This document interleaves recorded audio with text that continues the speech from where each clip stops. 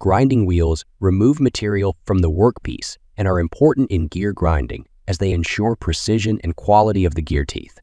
Generating gear grinding machines utilize worm wheels, also known as threaded wheels, for grinding, which are available in various dimensions to suit different gear sizes and types.